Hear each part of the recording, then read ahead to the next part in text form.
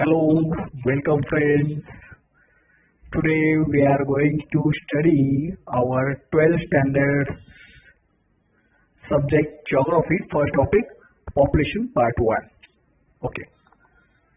तो देखिए geography studies human and their interaction with their environment.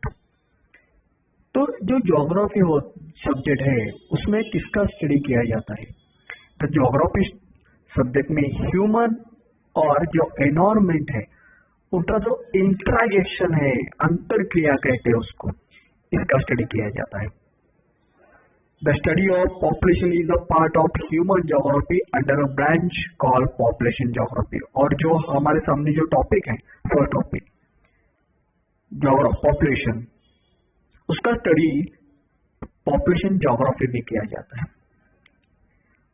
ये क्या है कि जो ज्योग्राफी की डिफरेंट ब्रांचेस है उसमें से एक ब्रांच का नाम मैं आपको बताता हूँ, ह्यूमन ज्योग्राफी. और उस ह्यूमन ज्योग्राफी ब्रांच में पॉपुलेशन ज्योग्राफी स्टडी किया जाता है. पॉपुलेशन ज्योग्राफी में किसका स्टडी किया जाता है? तो population geography study human population and it's distribution and pattern on the earth surface. मतलब पॉपुलेशन ज्योग्राफी में स्टडी किया जाता है ह्यूमन पॉपुलेशन का और उसका डिस्ट्रीब्यूशन कैसे हुआ है पूरे अर्थ पर, उसका स्टडी किया जाता है. और किसका स्टडी किया जाता है? There qualitative and quantitative composition is also studying in the subject. मतलब जो पॉपुलेशन ज्योग्राफी है उस पॉपुलेशन ज्योग्राफी में पॉपुलेशन की क्वालिटेटिव और क्वांटिटेटिव कंपोजिशन का भी स्टडी किया जाता है. आगे देखते हैं. आगे बुक पेज नंबर 1 पर हमें दो पाई चार्ट दिखाए गए हैं. लेफ्ट साइड का जो पाई चार्ट है उसमें percentage of total land mass दिखाया गया है और राइट साइड का जो पाई चार्ट है उसमें पॉपुलेशन डिस्ट्रीब्यूशन परसेंटेज में दिखाया गया है जो 2019 साल का है. तो ये दो पाई चार्ट की तुलना कर हम क्या देख सकते हैं? देखिए अफ्रीका खंड, Africa, Antarctica, Asia, north America, south America, Europe और ऑस्ट्रेलिया, ऐसे 7 खंडों में हमारी जगत की भूमि विभागी की गई है. और जो राइट साइड का पाई चार्ट है उसमें उसी 7 खंड में पॉपुलेशन डिस्ट्रीब्यूशन बताया गया परसेंटेज में. तो here we can see in Asia खंड में 29.20% मतलब लगभग 30% भूमि मतलब जमीन लैंड डिस्ट्रीब्यूशन हुए. टोटल लैंड हम 100% देखेंगे तो अपने पूरे अर्थ पर, तो 30% लगभग 30% अर्थ एशिया के हिस्से में आया है. और राइट साइड के पाई डायग्राम में हम देख सकते हैं एशिया खंड में 59.65% मतलब लगभग 60% पॉपुलेशन डिस्ट्रीब्यूशन हुए हैं.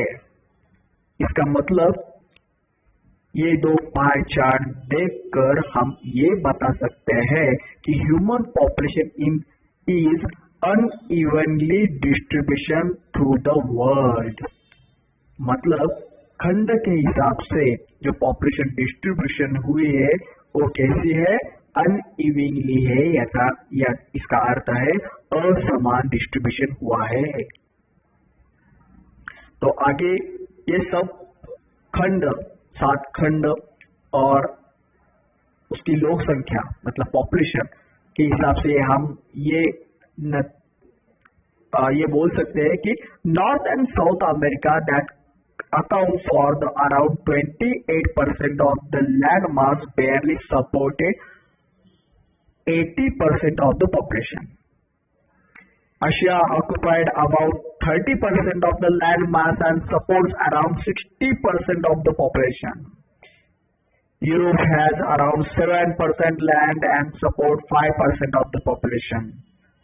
Australia has around 6% of the world land but also doesn't even support 1% of the population. Antarctica occupies around 9% of the landmass but also no human settlements. This distribution of land and the population can be better understood not just a term of number living in the region, but also in the terms of people living in the unit area. This is called population density. तो population सिर्फ हम जो खंड है 7 खंड है और उस 7 खंड में डिस्ट्रीब्यूशन हुई पॉपुलेशन के हिसाब से नहीं देख सकते. तो और एक पॉइंट है पॉपुलेशन, उसको कहलाता है पॉपुलेशन डेंसिटी. मतलब in the terms of people living in unit area means population density. तो हमारे सामने एक समीकरण है जिसको हम फॉर्मूला कहलाते हैं.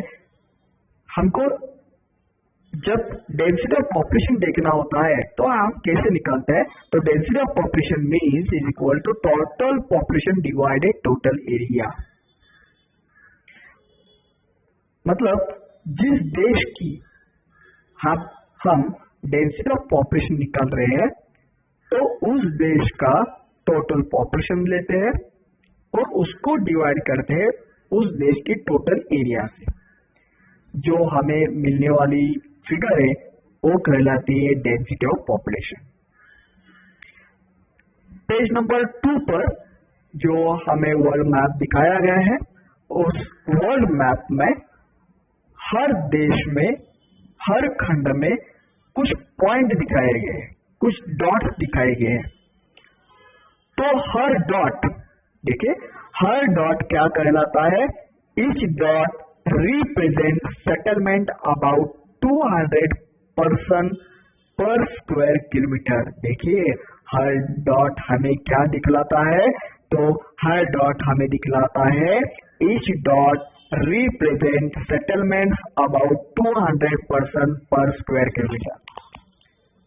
Okay, next on the page number 3, table number 1.1, country, उस कंट्री की पॉपुलेशन इन करोड़ में जो फिगर 2080 की है, और एरिया उस देश का इन लाख स्क्वायर किलोमीटर में दिखाया गया है. और हमें बोला गया है कि इस पॉपुलेशन की डेंसिटी निकालिए. तो हम हर जो दिखाया गया दिए गए 10 कंट्रीज है उसकी पॉपुलेशन डेंसिटी निकाल सकते हैं, पर अभी हम चाइना और इंडिया की निकालने वाले हैं. तो चाइना की देखो जो फॉर्मूला है टोटल पॉपुलेशन डिवाइडेड, क्या फॉर्मूला है फिर से एक बार देखिए पेज नंबर 1 पर. Total population divided total area. मतलब देखिए टोटल पॉपुलेशन चाइना की है 142.8 करोड़ और एरिया है 96.0 लाख स्क्वायर मीटर. तो 142.8 डिवाइडेड 96.0 हम जब करेंगे तो हमें जो फिगर प्राप्त होगी, जो मिलेगी, वो कहलाएगी पॉपुलेशन डेंसिटी. तो चाइना की आएगी लगभग 1 पॉइंट समथिंग करोड़. ओके, और इंडिया की आएगी 4 पॉइंट समथिंग करोड़. मतलब चाइना की पॉपुलेशन डेंसिटी की तुलना हम जब इंडिया की पॉपुलेशन डेंसिटी से करेंगे तो हमें पता चलेगा कि चाइना से इंडिया की पॉपुलेशन डेंसिटी ज्यादा है. इस प्रकार हर देश की पॉपुलेशन डेंसिटी हम निकाल सकते हैं. नेक्स्ट पॉइंट है, देखिए, pattern of population distribution in the world. Looking at the pie chart given in figure number 1.1 and table 1.1 together, we can conclude the following. We find that population and population density both are unequally distributed in the world. जब page number 1 पर दिखाया गया जो pie chart है और अभी जो हमने 1.1 फिगर टेबल देखा जो बताता है पॉपुलेशन डेंसिटी, जब ये दोनों टेबल की हम तुलना करते हैं तो ये देखने को हमको मिलता है कि population and population density both are unequally distribution in the world. When you look at the region with the large population, it is explicitly visible. Patterns of population distribution and density help us to understand the demographic characteristics of any area. Okay? Next point हम देखने वाले हैं geographic explanation. देखिए, when we compare the distribution of the world population with the physical factor we observe the following points. जब population की distribution physical factor के बाजू से हम देखते हैं तो हमें यह देखने को मिलता है कि snow cover region around the north and south pole, even hot desert have a low population. Mountains and hilly regions also less population. Coastal regions and plains are highly populated. In some rivers valley like the Amazon, population is spreadly distributed. It means that there are factors other than physical factors like forest that influence population distribution. Okay, next part जो हम देखने वाले हैं वो हमारा question है जो paper में परीक्षाएं में हमको पूछा जा सकता है, जो मोस्ट इम्पोर्टेंट है इस पहले फर्स्ट टॉपिक का, that is geographical factor affecting population distribution. देखिए, मैं क्वेश्चन फिर एक बार पढ़ता हूं. Geographical factors affecting population distribution. तो हमारा फर्स्ट पॉइंट है physical factor.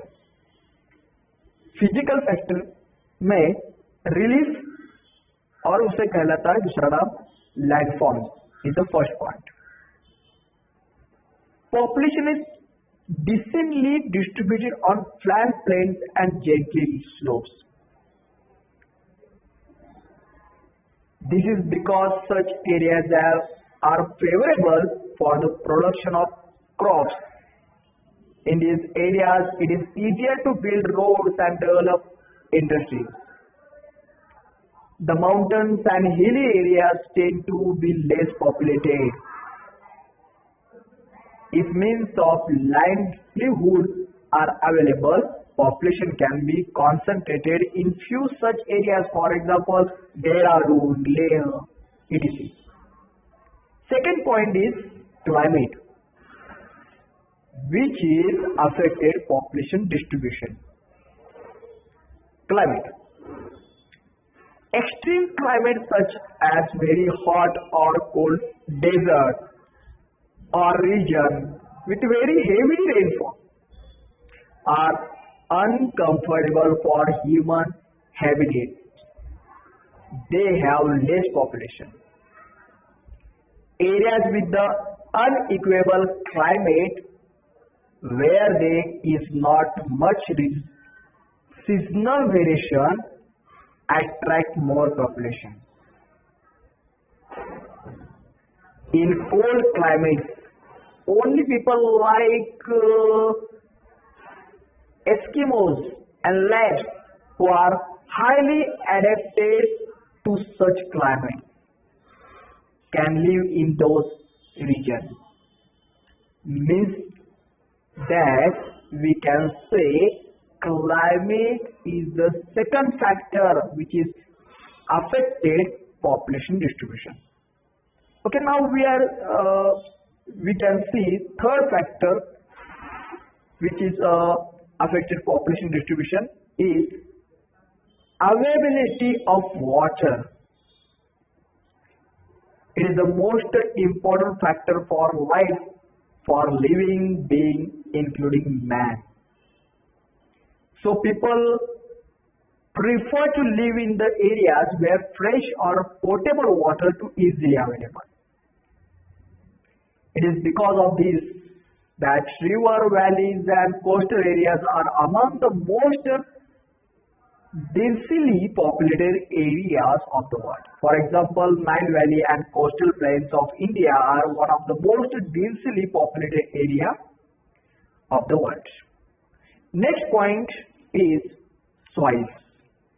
That means fourth factor affecting population distribution is soil. Fertile soil are important for the agriculture and alien activities. Therefore, areas which have fertile loamy soil have more people living on them, as they can support intensive agriculture. The food plains of the river Mississippi, the Ganga, and Irrawaddy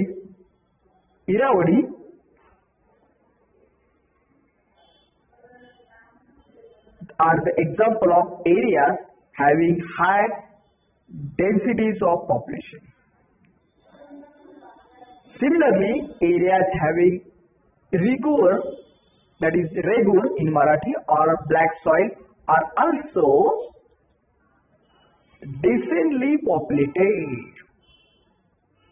The slopes and the foothills of many volcanoes have high densities of population, as these slopes are converted with the fertile volcanic soil. The slopes and foothill of the volcanoes in Java, Japan, Central America support many people. If a dormant volcano erupts someday, these settlements may face disaster. They may face economic loss and loss of the life. For example, figure number 1.3. In this figure, you can see that people leaving their places after eruption of the volcanoes. In this lecture, we have discussed that what is geography. In the geography, density of population, page number 2 represents settlements of person in square kilometer. In page number 3, population density figure wise. And next point, that is very important question, geographical factor affecting population distribution. Point, landforms, climate, availability of water and soils.